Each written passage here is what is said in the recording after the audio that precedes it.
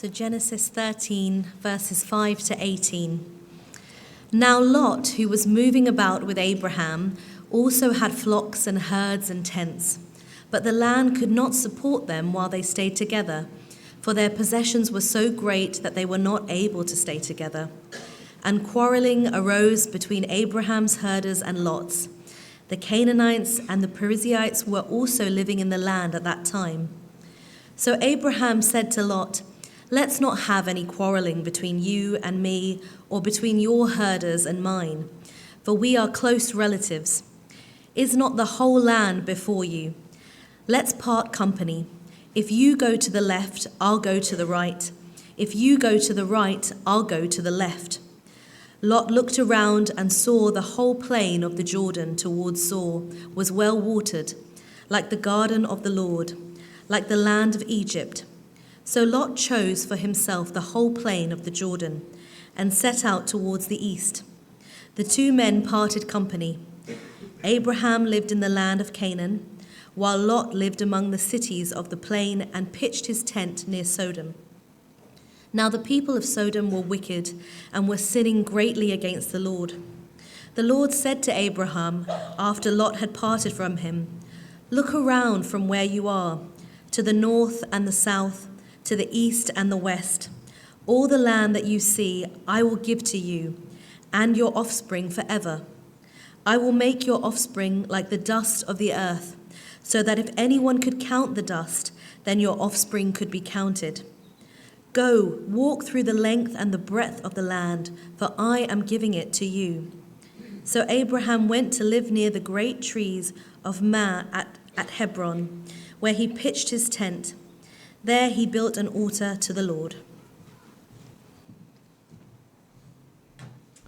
This is the word of the Lord. And let's keep these words open in front of us as we look at it together. Some of you may not be aware, but we have an annual camping trip here at Elmstead. It comes up in July. If you are keen to participate in that, then information will be coming soon. But I've done it a few years, and I've made an interesting observation that you get two types of people when it comes to the camping trip. One type, they rock up, they look and they go, "Right, that looks like a good spot," and they just try and put up their tent. They've not thought about it, they don't really care about it. They're either too stressed and just need to get the thing up, or they're too ignorant and they know nothing about camping, because after all, they just came here for the weekend. You might describe them as people who look and act by faith.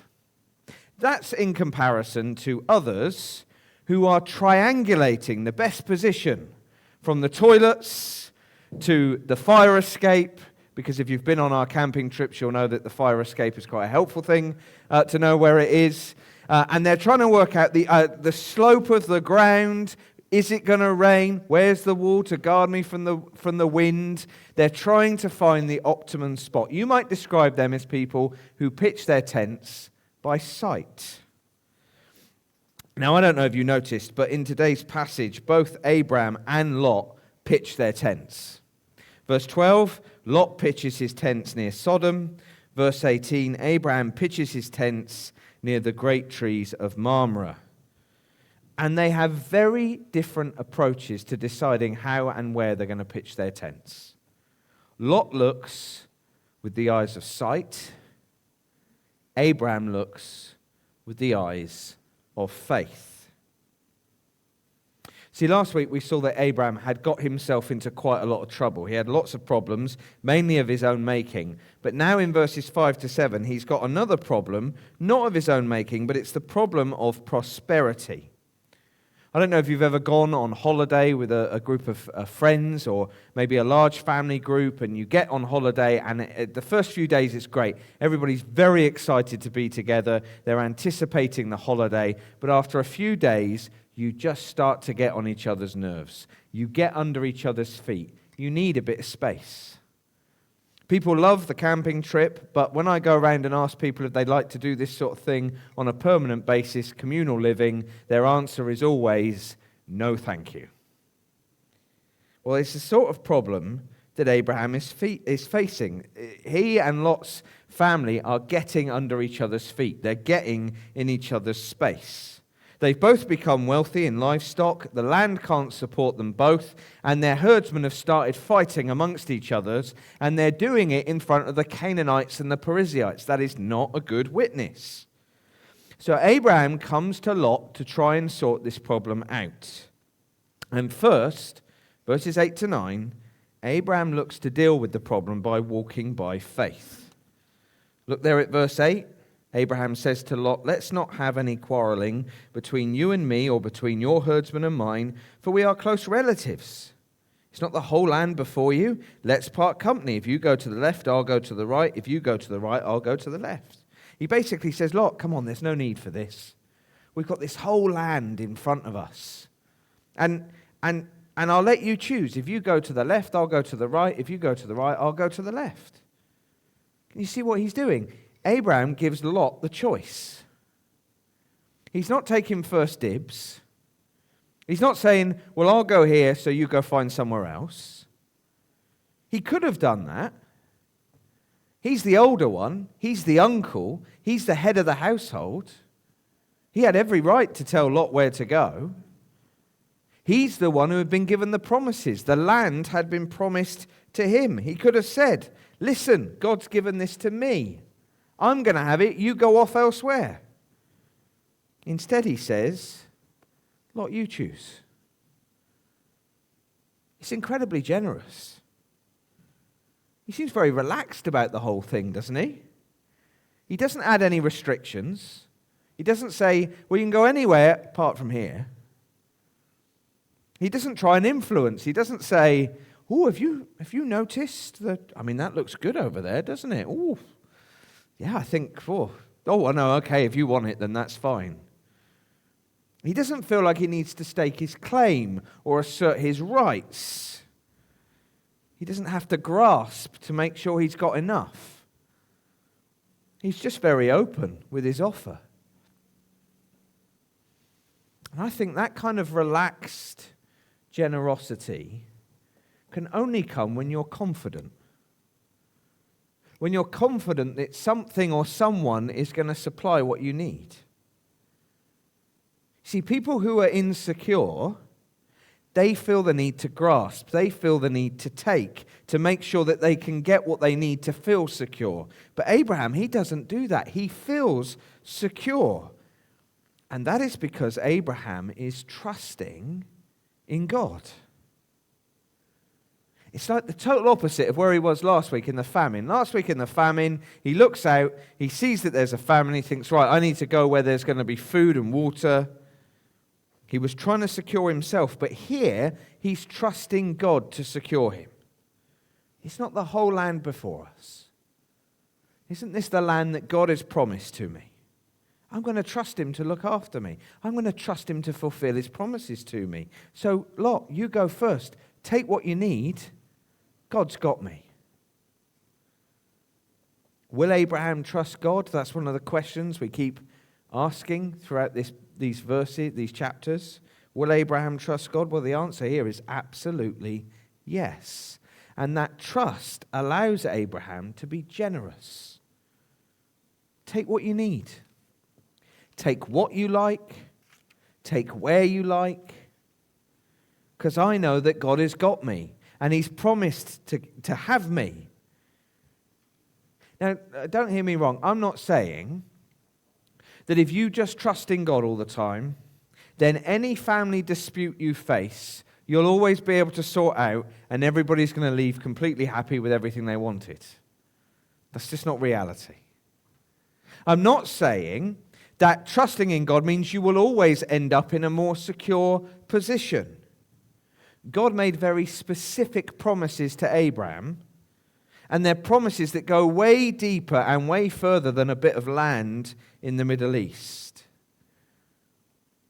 So we do need to be clear on what God has promised us. He has never promised that we will never face any conflict. He's never promised that we won't have struggles. But he has promised his unfailing love directed to us in fatherly care, that he will constantly be watching over us, that he will be constantly present with us, in us, by his Spirit, and that we will have all we need to do his will as he leads us towards a rich and glorious eternity. That's what he's promised. And it's out of that security, out of the security of his faithful promises, out of his sovereign power, and out of his unfailing love, that we can then be overwhelmingly, confidently generous.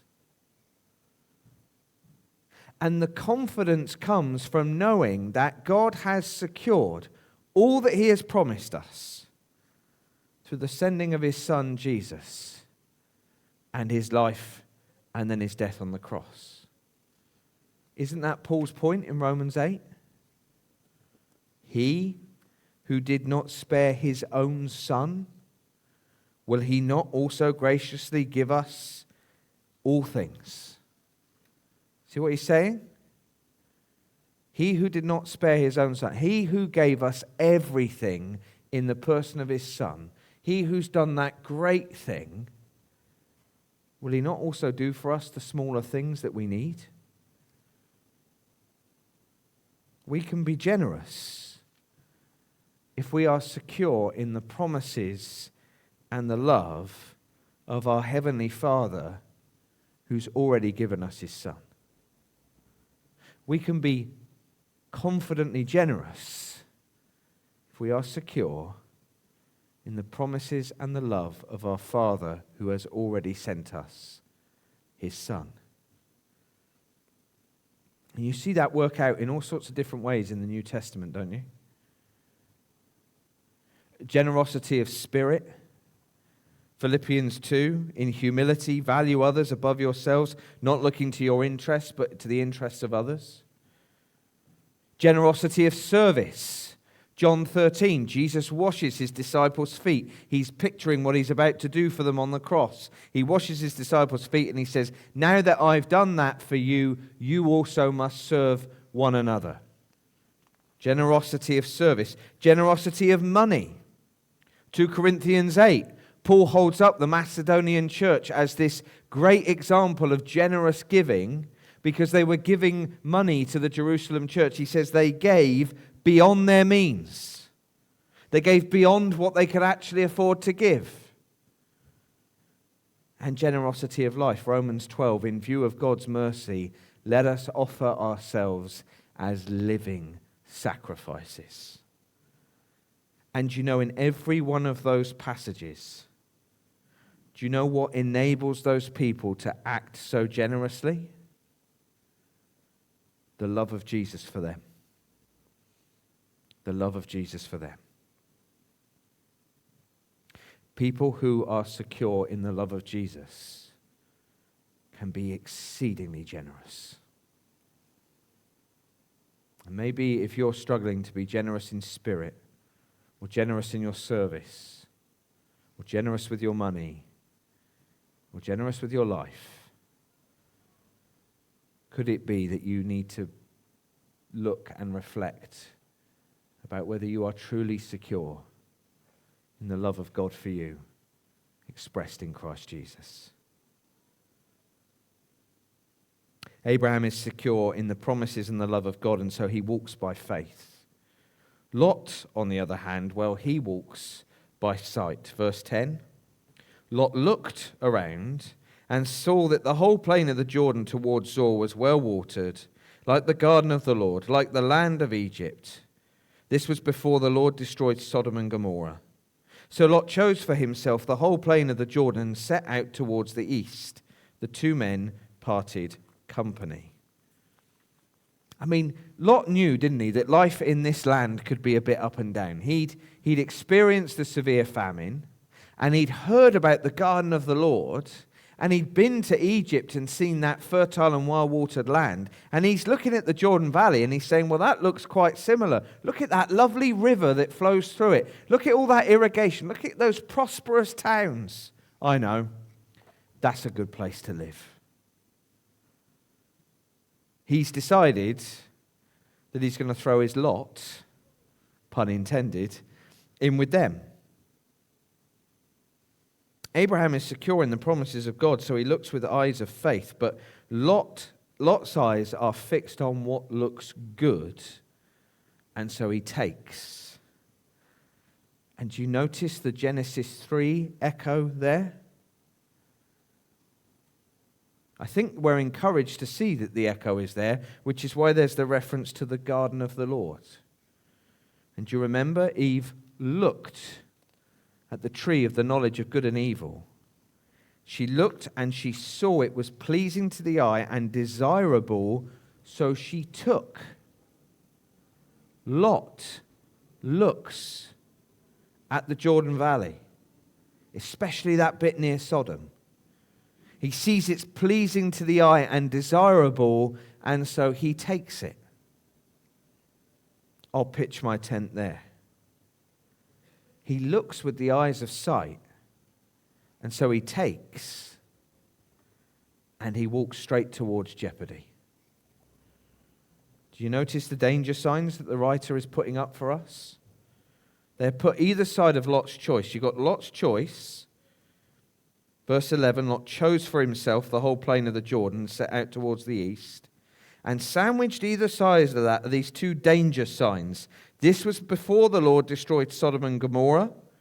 And then verse 13, now the people of Sodom were wicked and were sinning greatly against the Lord. It's like those signs, if you go to a train station, they say, live rails, danger of death. Don't go running around on the track. And that's what the writer's doing here. He's putting up the danger signs. He's setting us up for what's going to come in chapters 18 and 19 when God is going to completely destroy Sodom and Gomorrah. He's putting the danger sign up that says Sodom puts you in danger. Sodom puts you in jeopardy. And it's possible that Lot doesn't know about Sodom's reputation. Maybe he's never been there before.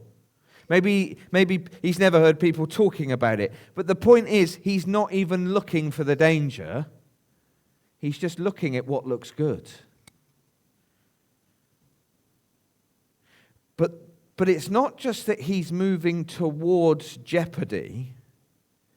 It's also what he's moving away from.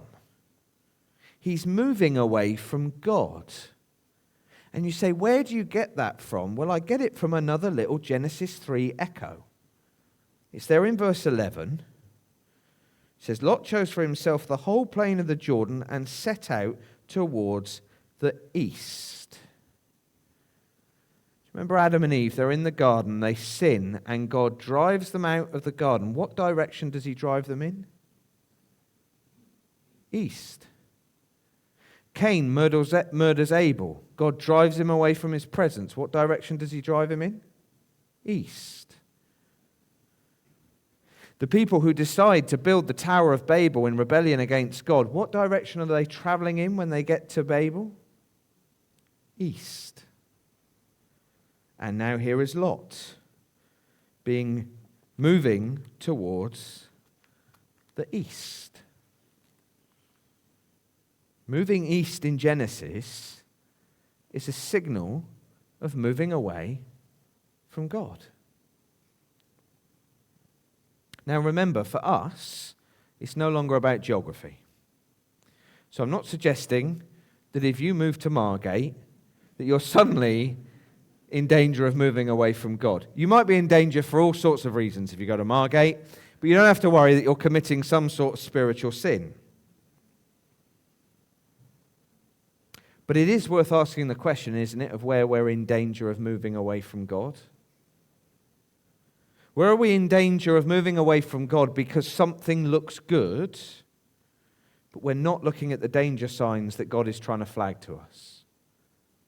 Lot is so focused on the prosperity, he forgets to see the peril.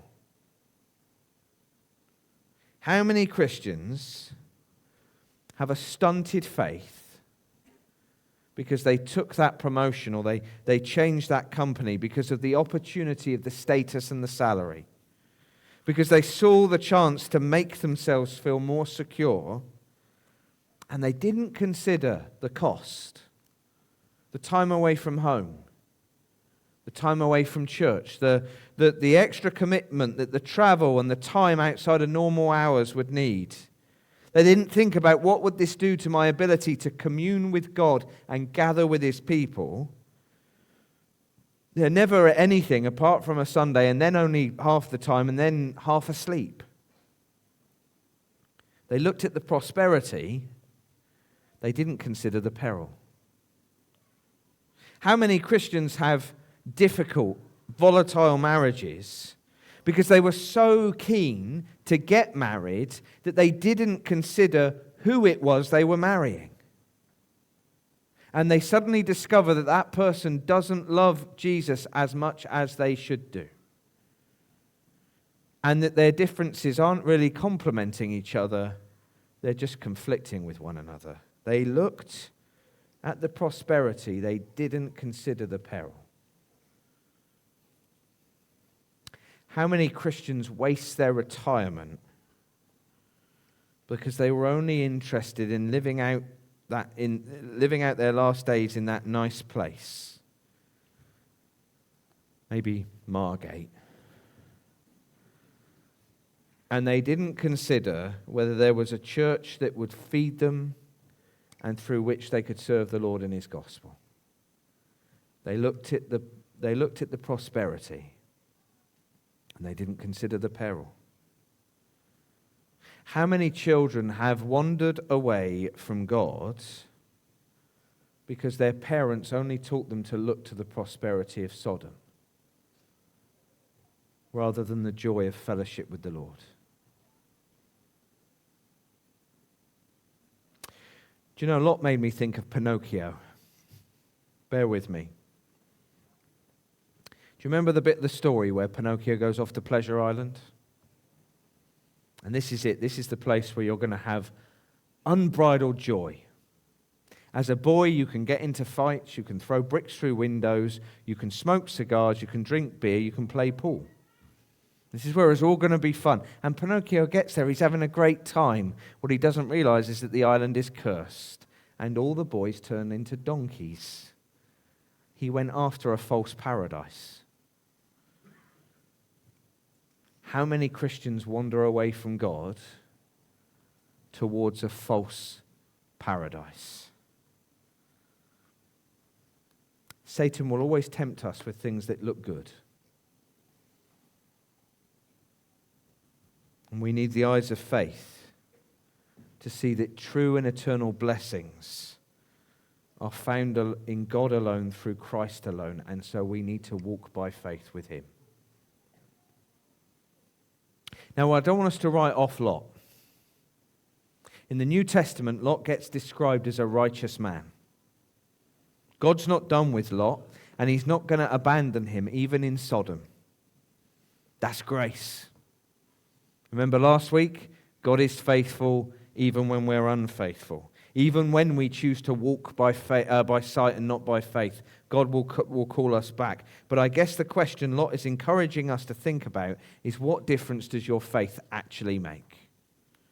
What difference does our knowledge of God, his promises and his grace, what difference does that make when it comes to you thinking about the variety of options and decisions and lifestyles and choices that you have to make? Is God, his glory, and your faithfulness to him, is that the thing that determines your decisions? Do you walk by faith and not by sight? Will you choose to pitch your tent with the pleasures of Sodom or with the blessings of God?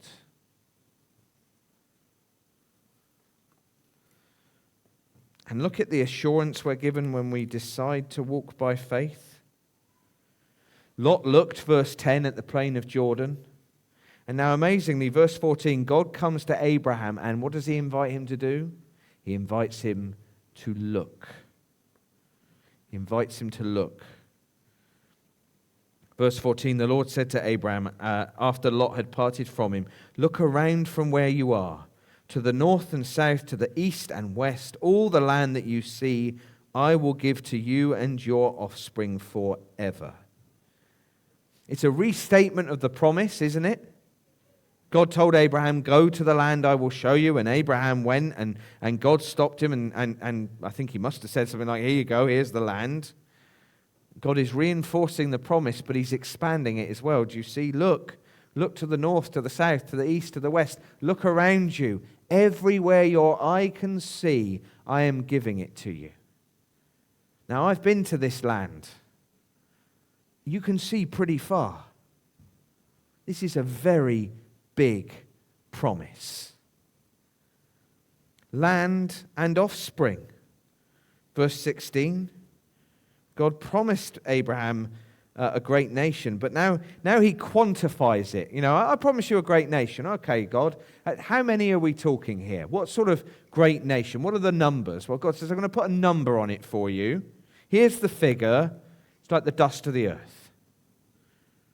It's kind of a figure, isn't it? You can't really count it. I can't count the dust in my house, let alone the dust on the earth. And there's quite a bit in my house.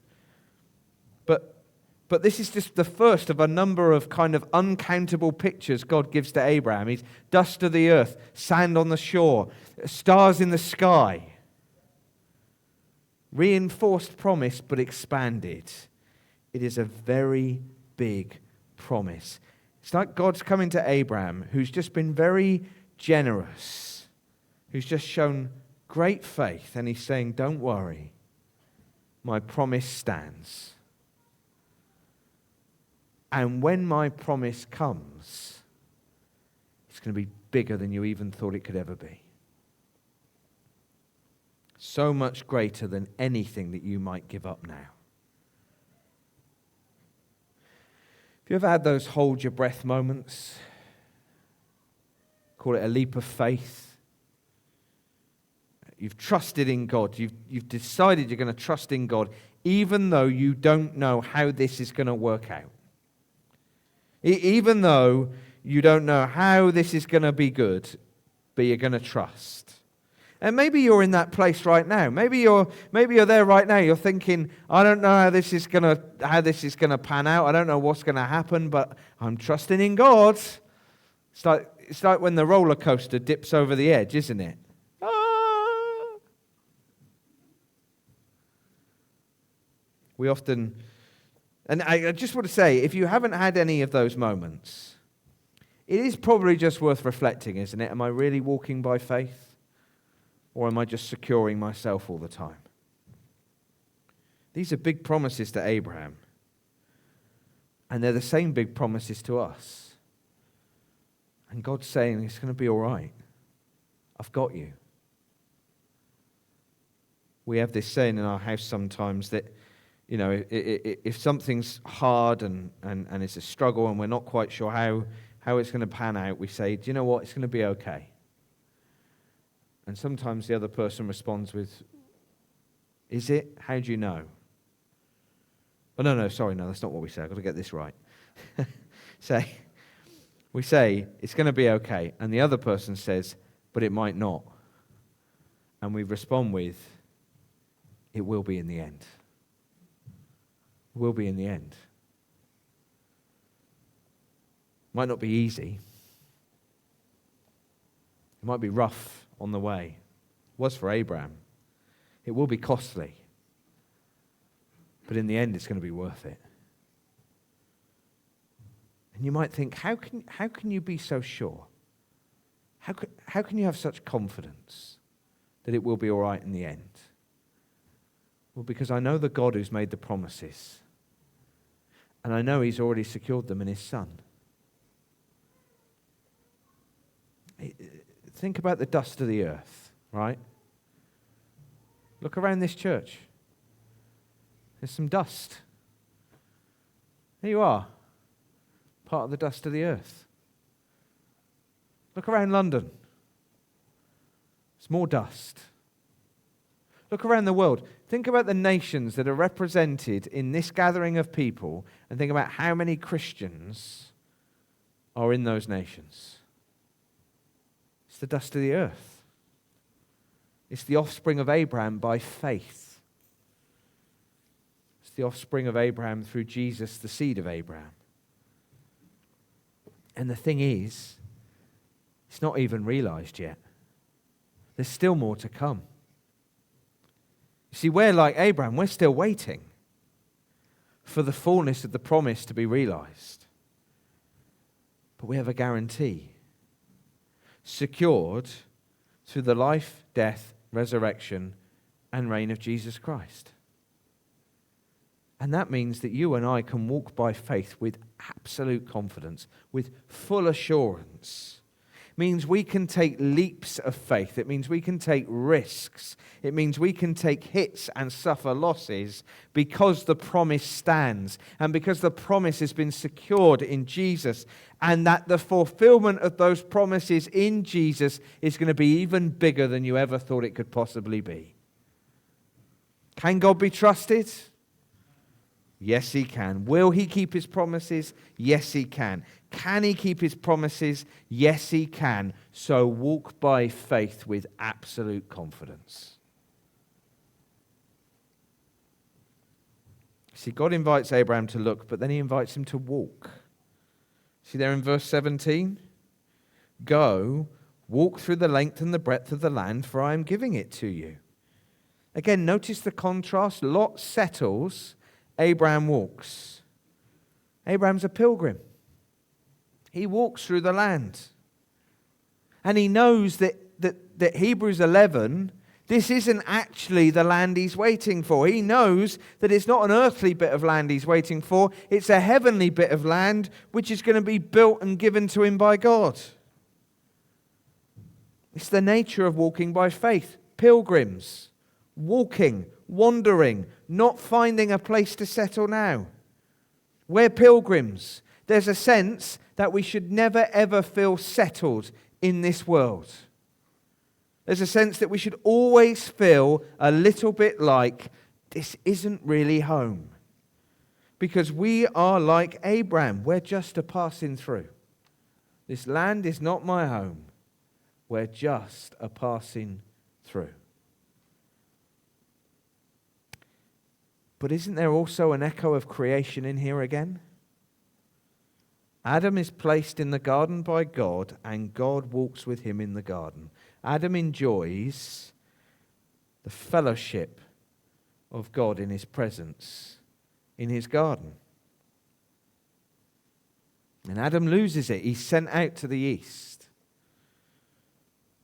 And here's God promising Abraham a place where he'll walk once again in fellowship with God. It's like as he just takes these first few steps, he's getting a little bit of a foretaste of that glorious fellowship he's going to enjoy in eternity. Adam had a paradise lost. Lot walks towards a false paradise because he walks by sight. Abraham has a paradise promised, and so he walks by faith.